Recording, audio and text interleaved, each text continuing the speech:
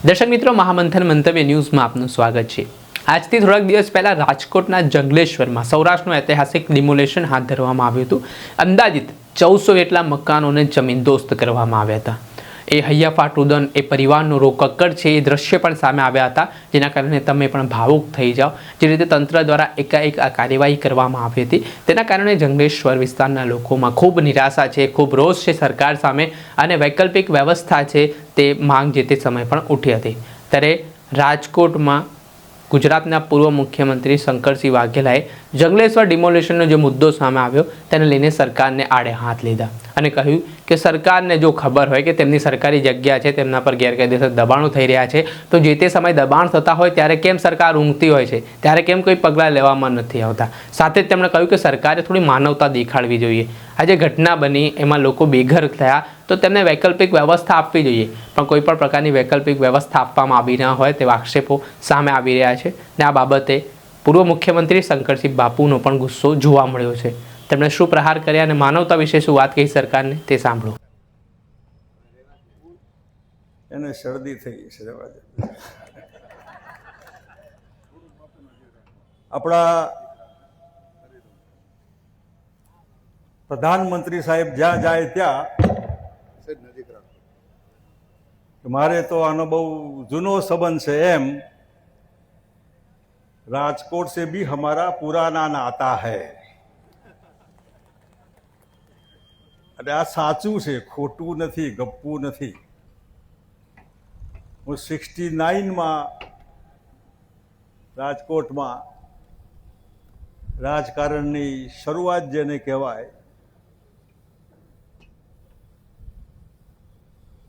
એવું રાજકોટ આજે જંગલ રાજ બને અને જંગલેશ્વરનો જે પ્લોટ હમણાં ખુલ્લો કર્યો, ને બધા ગુંડા હતા, દારૂડિયા હતા, અને તમારી મહેરબાનીથી હતા ને બધા સરકારની મહેરબાની સિવાય ત્યાં એ પ્લોટ ઉપર બાંધકામ થયું કેવી રીતે? તમે જો તંત્ર તોડવા માટે આટલો બધો રસ દાખવતા હોય તો જ્યારે પરવાનગી આપવાની હોય તો ના પાડે, કંઈ નહીં થાય, તમારાથી તમારું મકાન નહીં, દબાણ નહીં થાય। હપ્તા લેવાય છે, ખોટા ગુંડાઓને પાર્ટીમાં ખેસ પહેરાવાય છે, બળાત્કારીઓને ટોપી પહેરવામાં આવે, નિર્દોષ લોકોને ગાંધી આશ્રમમાં લોકોને વ્યવસ્થા આપી, બીજે બધે આપણને વ્યવસ્થા બધા વૈકલ્પિક વ્યવસ્થા, પણ માણસો છે એ ભાજપ વાળા છે બધા, જેને ભાજપને મત આપેલા। આ કરવત છે, આમ જાય તો એ કાપે અને આમ જાય તો એ કાપે। એટલે તમે જરા સમજો કે આ કેવા બનાવટી લોકો છે કે જેમને કોઈ એવી શરમ ના આવે કે આ માણસો છે, એમાં હિન્દુ મુસલમાન ન હોય, એમાં આહિર છે, માલધારી છે, કોળી સમાજ છે, બહુ બધા। ઠીક છે, એ તો એ વૈકલ્પિક વ્યવસ્થા આપે ને, વ્યવસ્થા ના આપે તો એ બધા મિત્રો ભેગા થઈને મેયરના ઘેર જઈને મેયરનો બંગલો બી 2 નંબરમાં બને છે એવું પણ કોઈ કીધું। તમારી છૂટ, તમારે દબાણ કરવાની છૂટ, તમારે કરપ્શન કરવાની છૂટ। એટલે મેયરના બંગલાનો ઘેરાવ કરો ને ત્યાં જઈને વ્યવસ્થા કરો કે આ કેમ આવી રીતે ચાલે। અહીં આજે તમારી પાસે કર્જ મુક્તિની વાત લઈને બધા આવ્યા છે।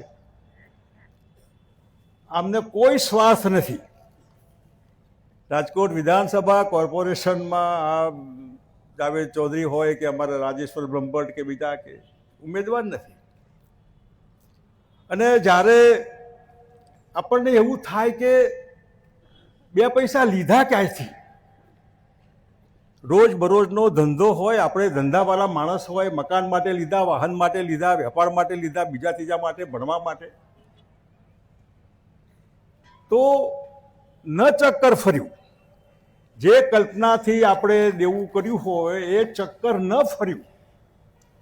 ન ફરવામાં ગુજરાત સરકારની જે કોરોના આવ્યો એ જવાબદાર હોય, નોટબંધી કરી એ જવાબદાર હોય, જીએસટી સૌથી ખોટો ટેક્સ, પ્રજા વેપારીઓ હેરાન પરેશાન અને સરકારની તિજોરી ભરાય બોગસ અને ખોટો ટેક્સ માથે વર્ગ્યો હોય, આવા કારણોથી સમયે સમયે જે ચક્કર ફરવાનું હોય, લીધા હોય અને પાછા દેવાના હોય, એનો મેળ ન પડ્યો હોય અને ઉઘરાણીનો ત્રાસ જે માથે થયો હોય. આજ સવારે જ હું આ છાપું વાંચતો હતો અને તમારા માટે